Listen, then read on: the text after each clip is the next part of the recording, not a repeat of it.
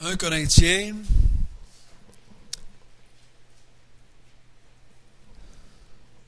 chapitre 6.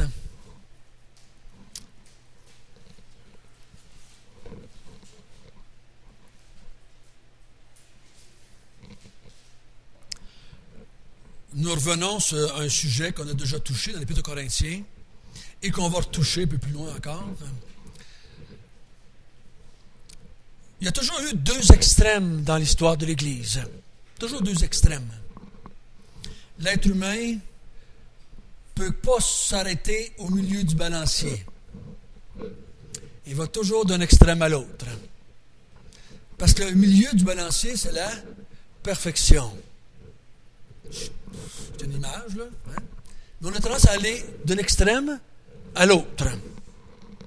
Et si vous avez le privilège un jour de lire l'histoire de l'Église à travers les siècles, vous allez voir qu'elle passe, mon gars, d'un bout. Là, tu te demandes comment ils sont faits pour arriver là. D'un coup, ça repart. Ça prend un siècle, des fois 2 siècles. Ça va complètement à l'autre bout, complètement au bord. Tu te dis, comment ils ont fait pour arriver à ce bord-là? Et ça repart sur l'autre bord. Ça n'arrête jamais. Ça va d'un bord ou de l'autre. Et nous, de Mont-Tremblant, on ne fait pas exception. On fait partie de ce balancier-là. Ça ne veut pas dire qu'on balance tout en même temps. Des fois, il y en a qui sont rendus sur l'autre bord, il y en a qui sont rendus sur l'autre bord, mais on balance, tout le monde balance. Et un de ces mouvements-là du balancier, c'est, dans l'histoire de l'Église, il y en a qui vont mettre plus d'importance sur l'extérieur, qu'on appelle des fois communément les œuvres. Dans ce groupe-là, on pourrait embarquer les pharisiens au temps de Jésus. Jésus leur a dit, avec vérité, vous êtes donc beaux à l'extérieur. Juste qu'on ne t'a pas demandé quand il a dit ça. C'était vrai. Ils étaient donc beaux à l'extérieur. Et ça fait partie de l'être humain. Il y a des gens qu'on regarde et qui sont donc des bonnes personnes. C'est notre façon de parler. Ils sont donc beaux à l'extérieur. Nous, on ne dit plus ça, qu'ils sont beaux. On va dire qu'ils sont des bonnes personnes. Et il y avait l'autre extrême, ceux qui mettaient beaucoup d'emphase sur l'être intérieur. Dans ce groupe-là, au temps de Jésus, vous avez eu les Sadducéens. Le groupe qui parlait beaucoup des choses spirituelles de Dieu, beaucoup de la vérité de Dieu, mais les actions ne suivaient pas. Donc, on avait toujours ces deux extrêmes-là. Des gens qui allaient d'un bord, mettaient beaucoup d'emphase sur l'extérieur, pas moins sur l'intérieur, parce que Jésus a dit aux pharisiens, à l'intérieur, c'est moins beau. Il dit, c'est comme une tombe ouverte. C'est un sépulcre blanchi. Blanchi, vous savez pourquoi il a dit ça? Vous savez pourquoi il appelait ça des sépulcres blanchis? Sais-tu qu'ils savent? La coutume? Les Juifs ne pouvaient pas toucher à un mort. Ils ne pouvaient pas toucher à un mort. S'ils touchaient à un mort, ils devenaient impurs. Et quand ils étaient impurs, ils ne pouvaient plus aller au temple. Donc, les pierres tombales, jusqu'à un sépulcre, on le blanchissait de chaud. On mettait du blanc, d'être certain que personne n'y touche. Ah, voici, il y a un mort ici. On faisait le tour, ça allait par l'autre bord. Hop, il y a un mort par là, on faisait le tour. C'est un sépulcre blanchi. Tu parais bien à l'extérieur, mais à l'intérieur de la tombe, c'est la mort. OK? Et sur l'autre bord, Jésus a parlé des fois, il dit, vous dites des belles choses, mais vous ne le faites pas. Vous dites des belles choses, mais vous ne le faites pas. Donc, toujours les deux extrêmes du pendule. Jésus, lui, était au milieu. Il était 100% extérieur, 100% intérieur. Tout ce qui était à l'intérieur, il était à l'extérieur. Et tout ce qui était à l'extérieur, il l'était à l'intérieur. Je ne sais pas dans quel bout vous êtes, vous autres, ce matin. Avez-vous une tendance plus vers l'extérieur ou une tendance plus vers l'intérieur? Vous n'êtes pas au milieu, ça c'est sûr. Il y a juste Jésus au milieu. On a tendance, des fois, à mettre plus d'emphase, paraître devant les gens. Ou des fois, on est des grandes gueules, puis on parle beaucoup, puis on dit qu'on fait des choses, mais on ne le fait pas. On est les deux extrêmes.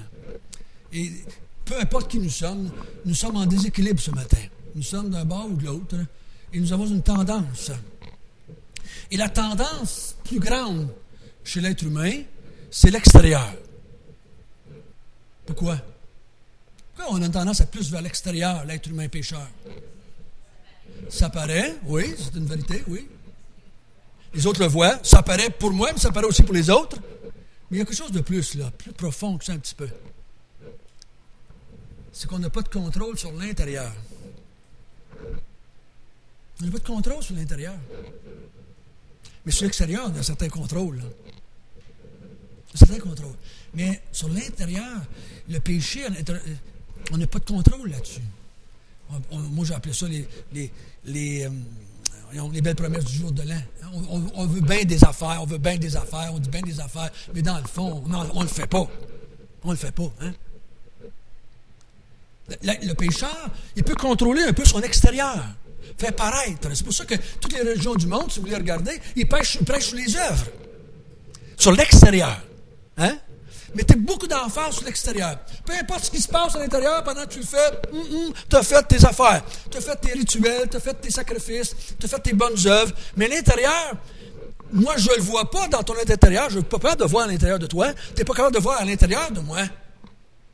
Mais tu peux voir ton extérieur. C'est pour ça que Dieu a dit à Samuel, toi, tu regardes ce qui frappe les yeux, l'extérieur. Moi, dit Dieu, je regarde l'intérieur.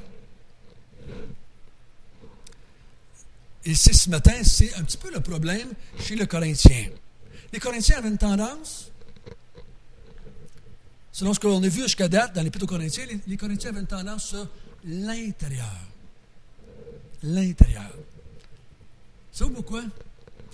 Chez les Grecs, il y avait une coutume ou une croyance qu'on appelle le gnosticisme. L'aknose, vous allez entendre ça des fois, l'aknose. L'aknose, c'est la connaissance. Chez les Grecs, on disait, tu peux être très spirituel dans ta tête, puis le corps, ça n'a pas d'importance, tu peux faire ce que tu veux avec. Donc, tu pouvais être en relation avec Dieu dans ta tête, et c'était pas important ce que tu faisais avec ton corps. Parce que le corps, c'était mauvais. Le corps, c'était mal. Le corps, c'était appelé à rester ici. Le corps, c'était pas important. Donc, mais c'était important ce que tu connais dans ta tête. Ce que tu disais, ce que tu savais. Beaucoup d'importance dans l'intérieur, mais pas dans l'extérieur.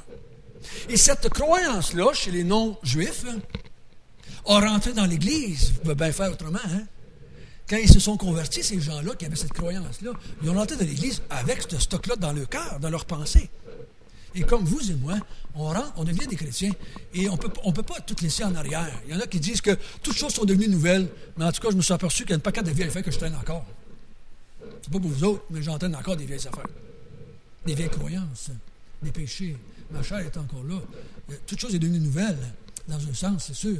Parce que je suis ressuscité, je suis un être nouveau avec Jésus-Christ. Mais il y a encore une partie de moi qui vit dans la chair, on sait ça. Et ces Corinthiens-là ici pouvaient être des gens très, très intellectuellement, sont très spirituels. C'est pour ça que Paul va leur dire, vous avez tous les dons. C'était très, très expressif dans leur réunion, c'était très vivant, des songes, des visions, du parler en langue, des miracles, il y avait toutes sortes de belles affaires qui se passaient à l'intérieur. Mais dans l'être intérieur, dans leur vie de tous les jours, ils ne pouvaient pas le vivre. Ils n'arrivaient pas à le vivre.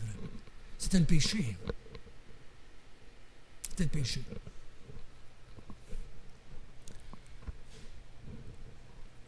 Vous vous souvenez quand Jésus a dit une fois aux pharisiens, vous dites que vous n'avez jamais tué personne? Moi, je dis que oui.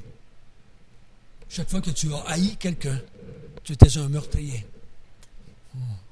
Et je suis pas mal certain qu'on est tous des meurtriers ce matin ici.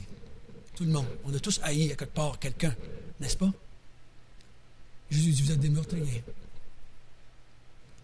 Il dit, vous avez dit que vous n'avez jamais trompé vos femmes? Moi, je vous dis que oui. Parce que vous avez tous eu des adultères dans vos pensées. Donc, vous avez trompé tout le monde. Hein, vous savez, on a tendance des fois à mettre d'emphase sur l'extérieur. « Ah, j'ai jamais fait ça! » Jésus dit, « Ah oui? Avec tes mains, tu ne l'as pas fait, mais dans ta tête, tu l'as fait. Et moi, j'ai vu dans ta tête. » Et ici, les Corinthiens avaient ce petit problème-là. Et Paul va les amener à faire face à ça. Et dire, non, il ne faut pas que ça se passe juste dans votre tête, ça. Il faut que ça se passe aussi dans vos actions de tous les jours. Il ne faut pas que vous disiez que vous êtes chrétien, mais il faut aussi que ça se voit dans tous les jours de votre vie. Il faut que les gens le voient autour de vous, mais le plus important, ce n'est pas les gens, c'est qui? C'est Dieu puis nous. Hein? C'est nous autres, avec Dieu, dans notre relation. Qu'est-ce qui peut vous convaincre que vous êtes un croyant? Ce que vous dites? Ce que vous faites, le dis-tu aussi fort? Ce que je fais, le dis-tu aussi fort? Si ça serait aussi fort, ça serait dans le milieu. Hein? Ça serait dans la perfection. Parce qu'on en dit des belles choses. On en dit des belles choses. Mais des fois, on a déjà à les faire. Des fois, on les fait. Et vous avez déjà fait ça comme moi? Vous faites des choses très chrétiennes, mais à l'intérieur de votre cœur, c'est toutes sortes de pensées noires qui se passent. Avez-vous déjà été à l'église en train de chanter, puis il y a toutes sortes de cochonneries qui vous passent dans la tête pendant que vous chantez? J'ai déjà fait ça. Je vais le faire encore. Parce que c'est impossible pour nous d'arriver au milieu. C'est impossible. Et chez les Corinthiens, il y avait une autre petite facette différente que nous autres, on n'a peut-être pas dans notre culture, peut-être un peu moins en tout cas. Je ne pense pas qu'on l'a dans ce sens-là. Chez les païens, il y avait une culture que dans leur religion païenne, la sexualité était très ouverte. Un homme pouvait s'en aller au temple, une femme, aller au temple et coucher avec le prophète ou la prophétesse. Et en couchant avec la prophétesse ou le prophète, ils étaient en relation avec les dieux. Ils étaient en relation avec les dieux. Et c'était très ouvert et très acceptable. C'est pour ça qu'on a vu à quelques reprises dans les Actes des Apôtres que les apôtres ont dit aux non-juifs: nous vous encourageons à vous abstenir des animaux étouffés qui faisaient partie de leur religion et de la débauche qui faisait partie de cette religion-là aussi en même temps. Nous vous disons de ne pas faire ça. C'est pas parce que vous allez coucher avec la prophétesse que c'est correct. Voyez-vous, c'était, dans leur culture, c'était beaucoup plus ouvert que dans la culture des Juifs. Comme aujourd'hui, les jeunes, aujourd'hui plus jeunes que nous, c'est beaucoup plus facile pour eux autres, et dans leur tête, c'est quasiment inconcevable qu'on ne conçoive pas qu'ils peuvent coucher avec n'importe qui avant de se marier. Parce qu'ils ont été élevés dans une société où tout est permissif là-dessus, ce côté-là. Que c'est correct, c'est acceptable. Les professeurs le disent. La fille, une fois intervenue de l'école, m'avait dit: papa, la maîtresse de l'éducation physique nous a dit ce matin qu'elle était lesbienne et que tout était bien correct. On leur dit carrément, ouvertement, c'est correct. Ceux qui ne se pensent pas. Si ton père pense de même, si ta mère pense de même, elle est arriérée un petit peu. Elle n'est pas correct. Ceux qui sont élevés, nos enfants, dans une société, dans un milieu social où est-ce que la sexualité hors mariage est très acceptable. Et même encouragée. Je parlais avec un homme, il n'y a pas tellement longtemps, qui était catholique. Il m'a dit, quand je me suis voulu me marier, le prêtre m'a dit: ben essaye-la donc avant, hein? Va vivre avec elle une couple d'années, d'être certain que tu ne t'engages pas pour rien. Imaginez-vous donc. Imaginez-vous donc. On leur dit que c'est correct. Donc, s'ils deviennent chrétiens, moi je vois des jeunes, des fois, que s'ils se convertissent, ou si elle se convertit, qu'est-ce qu'elle va vivre quand ça fait 10, 15 partenaires sexuels qu'ils ont avant de se convertir? Ils vont venir au Seigneur. Comment ils vont vivre ça? Parce qu'ils ne pourront pas laisser ça en arrière sur le bord de la porte en entrant. Ça va les suivre dans leur vie. Ça va les suivre. Ils vont en subir des conséquences dans toute leur vie.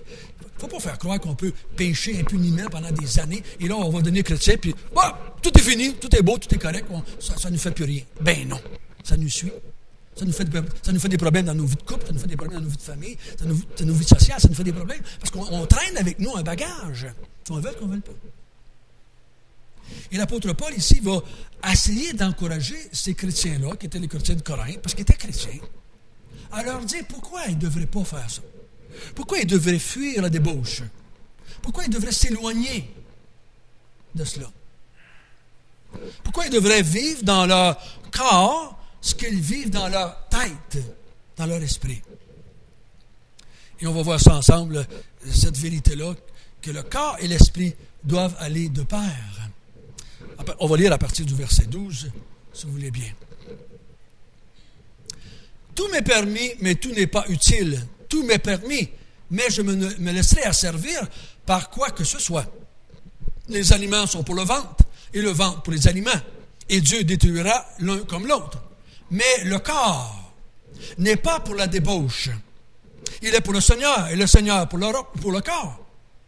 Et Dieu qui a ressuscité le Seigneur nous ressuscitera aussi par sa puissance. Ne savez-vous pas que vos corps sont les membres de Christ? Prendrais-je donc les membres de Christ pour en faire les membres d'une prostituée? Loin de là. Ne savez-vous pas que celui qui s'attache à la prostituée est un seul corps avec elle? Car il est dit, les deux deviendront une seule chair. Mais celui qui s'attache au Seigneur est un avec lui. Excusez, il est avec lui un seul esprit. Fuyez la débauche. Quelque autre péché qu'un homme commette, ce péché est hors du corps. Mais celui qui se livre à la débauche pêche contre son propre corps. Ne savez-vous pas que votre corps est le temple du Saint-Esprit et qui est à vous, en vous, et que vous avez reçu de Dieu, et que vous ne vous appartenez point à vous-même, car vous avez été rachetés à un grand prix. Glorifiez donc Dieu dans votre corps et dans votre esprit qui appartiennent à Dieu. Donc l'apôtre Paul ici leur donne quelques raisons. On va les diviser en trois. Des raisons pour qu'ils puissent emmener leur corps à vivre ce que leur esprit veut vivre. L'apôtre Paul a dit à plusieurs reprises, pendant que vous êtes des chrétiens, vous allez avoir des combats entre la chair et l'esprit. Il dit, l'esprit, elle est bien disposée, mais la chair, elle est faible. Donc, dans votre esprit, si je vous demanderais ce matin, est-ce que Dieu vous permet de vivre dans la débauche? Vous allez tous dire, non, Dieu ne veut pas. Dans votre esprit, vous le savez. Vous savez tous. Et je suis convaincu, en plus de le savoir, vous voulez le vivre. Vous voulez en tant que chrétien. Vous désirez. Vous priez là-dessus probablement. Pareil comme moi. Vous priez que Dieu vous garde loin de la débauche. Mais pourtant, c'est pas si facile que ça, le vivre. Pas si facile que ça. En 30 ans, j'ai vu rentrer dans mon bureau toutes sortes d'hommes et de femmes dans l'Église qui avaient des problèmes avec la sexualité. C'était loin d'être exempt de l'Église. Et si vous entendez les grands hommes de Dieu à travers l'histoire et dans notre génération, les grands hommes de Dieu, je parle des chrétiens, et quand ils plantent, la plupart du temps, quand on le sait, ils ont planté dans deux domaines. C'est quoi? La sexualité et l'argent. C'est là-dedans qu'ils plantent. La sexualité et l'argent. On ne les met pas devant la télévision pour leur dire que c'est des comme si, parce qu'on comptait une menterie. Hein? C'est vrai que compter une menterie, c'est pas correct. Mais on les met quand ils font des choses extravagantes, qu'on pense. Et quand ils ont volé leur église, ou bien non, qu'ils ont détourné l'argent des églises, ou bien non, quand ils sont partis avec la secrétaire. Donc, c'est pas exempt. Et il faut se dire en soi-même, comme l'apôtre Paul va dire un peu plus loin dans Corinthiens 10, parce qu'on va revenir dans Corinthiens 10, on va encore parler de la sexualité, parce que c'est un problème chez eux. Il dit que celui qui se croit fort prenne garde de tomber.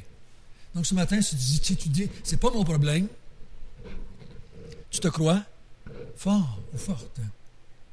Et c'est dangereux que tu tombes. Donc il faut mieux admettre notre faiblesse. Parce que quand on est faible, c'est alors qu'on est fort.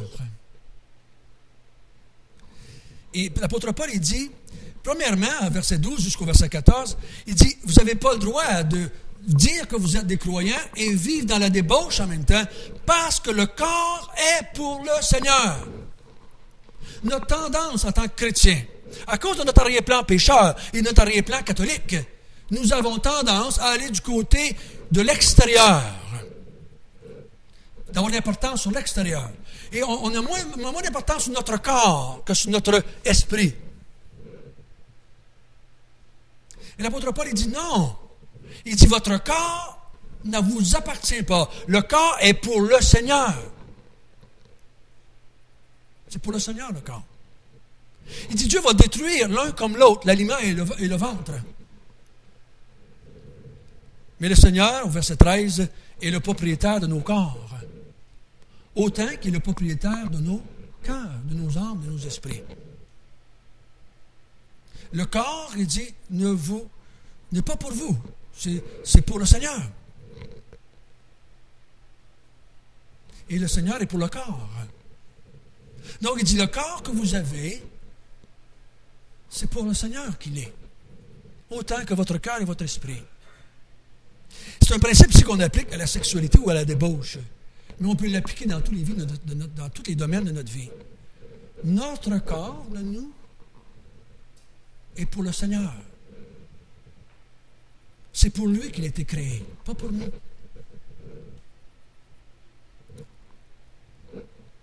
Quand Dieu avait créé Adam et Ève, il avait créé âme et esprit et corps. Et les trois devaient servir Dieu. Pas juste l'esprit. Mais il dit les trois sont pour le Seigneur. Ils ont été créés pour le Seigneur. Mais malheureusement, le corps a péché, aussi. Mais Dieu n'a pas juste sauvé notre âme, il a sauvé aussi notre corps. Il dit au verset 14 que Dieu a ressuscité Jésus-Christ. Ce matin, c'est ce que nous fêtons, la résurrection. Il a ressuscité le corps. Et souvent, quelquefois, quand j'étais jeune, je me suis dit, Seigneur, pourquoi est-ce que tu nous as laissés dans ce foutu corps que nous avons? C'est pourquoi tu ne nous as pas ressuscités? En même temps, comme Jésus. Pourquoi qu'on n'aurait pas un corps ressuscité et qu'on vive sur la terre avec un corps ressuscité comme Christ? Et là, on serait des serviteurs parfaits! Parfaits! On serait parfaits. On dit, là, je pourrais te servir, mon ami, comme faut. Il me semble que je pourrais te glorifier mieux. Il me semble que je pourrais te louer mieux. Il me semble que je pourrais t'obéir à 100% et je pourrais tout évangéliser la paroisse. Je suis parfait. Pourquoi tu m'as laissé dans ce corps-là qui veut pécher tout le temps? Voyez-vous? Et il ne m'a pas répondu. J'avais juste la Bible encore pour voir qu'est-ce qu'il voulait dire. Une chose est certaine, c'est qu'il m'a laissé dedans. Ça, c'est sûr. Parce qu'on était encore là, avec le corps. Mais il dit, il a ressuscité le corps de Jésus-Christ. Et un jour, il va vous ressusciter aussi, afin que dans ce corps ressuscité, vous le serviez pour l'éternité. Parce que dans le nouveau ciel, nouvelle terre, nous allons voir un corps. Je me souviens toujours quand j'étais assis dans le jardin chez ma mère, on était assis tous les deux ensemble et on se balançait. J'étais un jeune chrétien, ça faisait peut-être 2 ans, 3 ans que j'étais sauvé. Et on se balançait. Et je ne sais pas comment on est venu sur la discussion. Puis j'ai dit, c'était peut-être le temps de Pâques. Il y avait un barbecue, mais il faisait chaud. Je ne sais pas, je ne me souviens pas. Mais j'étais avec ma mère là, puis d'un coup, on s'est mis à parler des choses de Dieu, des choses spirituelles. Puis j'ai dit, maman, ça devait être en l'entour de Pâques. J'ai dit, c'est la résurrection qu'on fête. Un jour, on va être ressuscité, on va vivre dans un corps nouveau. Elle dit, ça, je suis surprenant que l'Église catholique, elle ne nous en parle jamais. Elle ne nous en parle pas de ça. Qu'un jour, parce que ma mère, dans sa tête, c'était comme moi quand j'étais catholique, on part, on s'en va au ciel, puis c'est juste l'esprit là, qui s'en va au ciel. Le corps, il s'en va en terre. On ne parlait pas beaucoup de la résurrection. Ils croient à la résurrection, les catholiques, mais ils n'en parlent pas beaucoup. Puis un jour, on dit, on va servir Dieu dans un corps. Et sur la terre, sur une nouvelle terre, dans un nouveau paradis, Dieu va nous mettre là, puis on va servir Dieu avec notre corps. Elle dit, c'est bizarre. Elle dit, on n'a jamais entendu parler de ça, nous autres. Et l'apôtre Paul, il dit ici, Dieu a ressuscité Jésus-Christ. Et il va vous ressusciter un jour aussi. Vous savez le problème? On va le voir au chapitre 15. Plusieurs chrétiens, dans l'Épître aux Corinthiens, ne croient plus à la résurrection. Ne croient plus à la résurrection.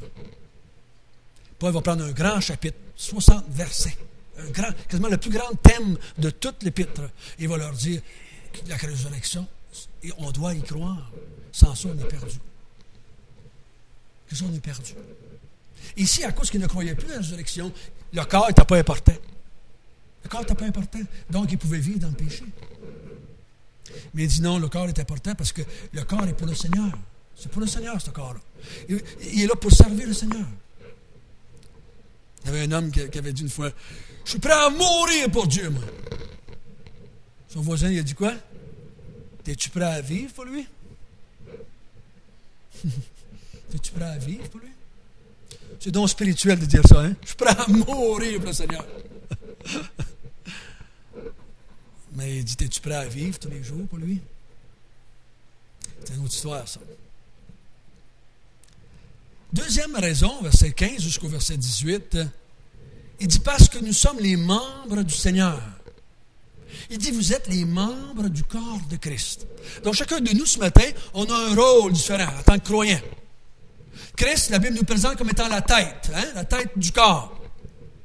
Et nous sommes son corps, on appelle ça le corps mystique de Dieu, de Jésus-Christ. Jésus-Christ a un corps physique, il a un corps ressuscité, mais il y a aussi un corps mystique qu'on appelle l'Église. Nous sommes, nous maintenant, le corps de Christ. C'est intéressant de penser ça, hein? Nous sommes le corps de Christ. Et chacun pour sa part. Chacun d'entre nous, on est les yeux, peut-être, le nez ou l'oreille, une main, un doigt, un coude, un bras. On est toute une part du corps de Christ. Et il leur dit, vous êtes les membres. Donc, si vous êtes les membres, si je suis un membre du corps de Christ, ça veut dire que Christ peut travailler seulement à travers nous. Pas de corps, il ne fait rien. Christ est en train de bâtir son Église sur la terre présentement à travers le corps, par le corps. Nous sommes, nous, ses instruments, c'est pour bâtir l'Église, son royaume. Il dit, vous ne pouvez pas faire ce que vous voulez, parce que c'est la tête, Christ, qui doit contrôler les membres. Il dit, vous ne pouvez pas juste décider de faire ce que vous voulez avec votre corps. Pas plus qu'avec notre esprit, d'ailleurs. Là, il leur dit, vous ne pouvez pas prendre les membres ou le corps, votre corps physique, aller coucher avec une prostituée, parce qu'en faisant ça, vous allez devenir, quoi? Une seule chair avec elle. Et en faisant ça, vous faites coucher le Christ avec la prostituée. C'est ce qu'il est en train de leur dire. Vous êtes en train de faire coucher le Christ avec la prostituée. C'est une image, bien entendu. Mais tu ne pouvais pas faire ça, parce qu'il dit, vous êtes devenus un avec le Christ. Vous êtes un avec Christ. Vous êtes membre du corps de Christ. Vous êtes son corps. Et si le corps couche avec la prostituée, c'est le corps Christ. Christ couche avec la prostituée. Il dit, vous ne pouvez pas faire ça. Il ne faut pas faire ça. Je me souviens toujours, un moment donné, il y avait un homme qui m'avait dit, François, c'est Jésus-Christ qui m'a conduit vers cette femme-là. Mais il était déjà marié. Il voulait maintenant se séparer de sa femme. Puis il voulait en entrer un autre. C'est Christ qui m'a conduit. C'est Dieu qui m'a conduit à faire ça. Puis il était convaincu dans sa tête que c'était ça la réalité. Je me souviens d'avoir lu et vécu ce passage-là. Comment peux-tu faire ça? Comment peux-tu faire ça? Il m'avait répondu quoi, vous pensez, pour se justifier? Mais c'est pas une prostituée, ça. C'est pas une prostituée, cette femme-là. On ne peut pas, parce qu'il dit, vous êtes les membres du corps de Christ. Et cette semaine, en méditant sur ce passage-là, en préparant le sermon, je me disais, est-ce que je donne toute la liberté à Jésus-Christ de m'utiliser comme il le veut? Est-ce que je me lève le matin en disant, Seigneur, je suis un membre de ton corps, fais de moi ce que tu veux, prends-moi, utilise-moi aujourd'hui. Si je suis une main, si je suis une autre partie du corps, est-ce que je vais te laisser m'utiliser?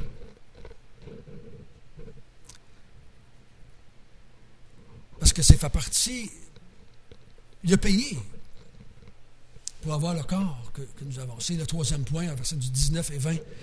Il dit, vous n'avez pas le droit de vivre dans la débauche parce que nous avons été rachetés à un grand prix.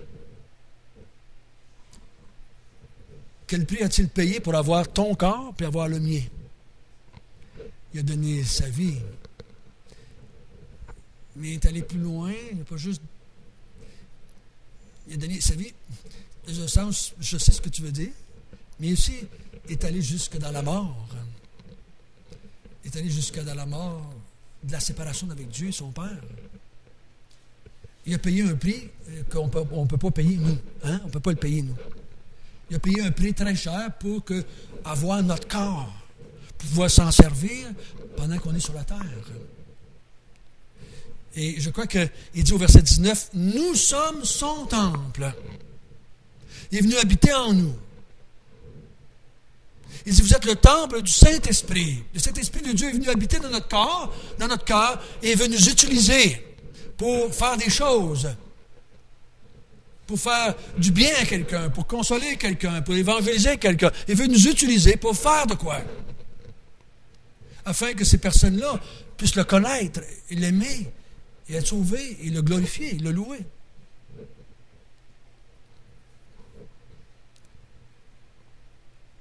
Le temple appartient, au verset 20, à celui qui l'a racheté. Et le temple glorifie toujours la divinité qui est dedans. N'est-ce pas? Il y a des temples. Si vous rentrez dans un temple, n'importe quel temple, vous allez voir dedans, en général, des statues de la divinité qui veulent exalter, glorifier. Il dit, vous autres, vous êtes le temple. Et moi, c'est moi, si je peux dire ça comme ça, la statue, que je suis dans le temple, et le temple est là pour me glorifier, moi. Donc, il dit, vous ne pouvez pas faire ça. Il est tenté de remettre, je pourrais dire, la pendule plus vers le centre, avec les croyants, les encourager à ne pas aller vers la débauche dans leur vie. Il dit d'abord, le corps, c'est pour le Seigneur qui a été créé, et il a été créé une deuxième fois par la résurrection pour que le corps puisse un jour servir le Seigneur à 100%. Il dit, le corps, vous êtes les membres du corps de Christ. Et ensuite ça, il dit, vous êtes le temple. Vous êtes son temple. Il a payé pour vous avoir. L'apôtre Jacques a dit, pas l'apôtre Jacques, Jacques, l'écrivain a dit, veux-tu savoir, ô homme vain, que la foi sans les œuvres est inutile? Ici, donc, il s'adresse à un groupe qui avait tendance plus vers le être. J'ai la foi, je crois au Seigneur, je suis sauvé. Dans ce sens-là. Puis là, Jacques il dit aux chrétiens, mais sais-tu une chose? Si tu n'as pas l'autre bord, t'es zéro. Si tu n'as pas les œuvres, ta foi, elle est morte. Elle est morte. Il dit ça dans le verset plus loin. Comme le corps sans esprit est mort, de même la foi sans les œuvres est morte. Donc, je ne peux pas avoir juste un ou l'autre. Il faut que j'aille les deux qui vont ensemble. Et quand les deux viennent à l'unition parfaite, je suis dans l'équilibre. Mais on va toujours balancer un peu, c'est certain. Mais on vise l'intérieur, on vise le centre le plus possible. Et il y avait le même problème dans 1 Jean, chapitre 1. La plupart des commentateurs de l'évangile, de l'épître de Jean disent que Jean écrit à une église qui avait beaucoup de problèmes avec le gnosticisme que j'ai parlé tout à l'heure. Il disait, si nous disons que nous sommes en communion avec lui, avec Dieu, et que nous marchons dans les ténèbres, nous mentons. Et nous ne pratiquons pas la vérité. Parce que les chrétiens de l'épître de Jean, il y a des gens qui disaient, qui étaient dans la lumière, et qui étaient des enfants de Dieu, et ils marchaient dans leur corps, dans les ténèbres. Il dit, vous ne pouvez pas faire ça. Si vous faites ça, il dit, vous êtes des pécheurs, vous êtes des menteurs, vous n'appartenez pas à la vérité. Vous ne pouvez pas faire ça, il dit. Donc, il essaie de ramener ces gens-là. Là. Les gnosticistes étaient tellement... Les extrémistes dans ce domaine-là, ils disaient que Jésus n'est jamais venu dans un corps. Pour ça, vous allez voir Jean dire, il ne croit pas que Jésus est venu en chair. Parce qu'il disait que la chair, c'est mauvais. La chair, c'est péché, donc Jésus n'est pas venu là-dedans. Il est venu dans une apparence de chair, mais il n'était pas charnel. Il n'était pas vraiment de la chair comme nous. Donc, pour nous autres, la chair, pas d'importance. Ça se passe tout dans la tête. Que ça puisse nous aider à ne pas séparer le corps de l'esprit. Pas le faire. Et dire, mais ce que je fais avec mon corps doit refléter qui je suis à l'intérieur.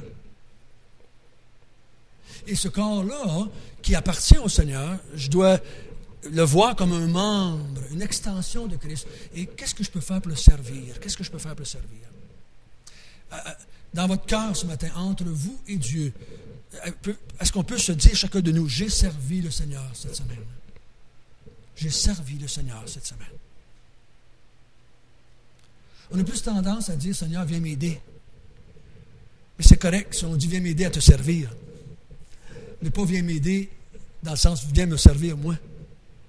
Mais viens m'aider à te servir. Parce que je suis un membre de ton corps. Et je crois que la plus grande motivation que nous allons avoir, c'est de se rappeler qu'il a payé un grand prix pour nous avoir. Et c'est une des raisons pourquoi je crois que le repas du Seigneur est la plus grande source de motivation pour le chrétien. Plus je vais m'arrêter sur le fait qu'il est mort pour moi, pour me racheter corps et âme, plus ça va me motiver à vivre pour lui. Plus ça va me motiver. Il n'y a rien d'autre qui va nous motiver plus que ça. Ce n'est pas le fouet qui va nous motiver, ce n'est pas les menaces qui vont nous motiver, ce n'est pas la peur. Non. L'apôtre Paul, il dit quoi, lui? Il dit l'amour de Christ qui nous pousse, qui nous presse. C'est pas la peur. Donc, qu'on puisse méditer sur ces vérités-là. Et quand on a une tendance, on a une tentation de pécher dans le corps, rappelons-nous que le corps que nous avons ne nous appartient pas. Prions ensemble. Notre Père du ciel, merci. Merci pour cette belle exhortation ce matin. Et merci surtout de nous dire que tu as racheté notre corps. Tu n'as pas racheté juste notre esprit. Et nous vivons avec l'espoir qu'un jour notre corps va être ressuscité. Et nous ne pécherons plus jamais. Nous allons pouvoir te servir parfaitement dans le nouveau ciel et nouvelle terre. En attendant, nous admettons bien honnêtement, bien sincèrement que nous balançons. Nous n'avons pas la capacité de nous arrêter au milieu. Nous te prions, Seigneur Dieu, que notre corps, qui est ton temple, puisse te servir. Que nous puissions utiliser les dons, les talents, les capacités, tout ce que tu nous as donné, on puisse l'utiliser pour te servir. Nous te demandons, Seigneur, que ton Esprit Saint qui est en nous puisse nous convaincre, puisse nous éclairer notre esprit, notre intelligence, dans les moments où nous avons les besoins, afin de parler dans la débauche, Seigneur. Toutes sortes de débauches, spirituelles ou sexuelles, peu importe. Qu'il puisse nous convaincre de pécher et qu'on puisse se détourner, Seigneur. Et quand nous tombons, nous te prions que ce même esprit puisse nous convaincre que tu es bon et que tu nous pardonnes. Ce même esprit puisse nous convaincre que tu nous aimes parfaitement. Même si on n'est pas capable d'atteindre le milieu.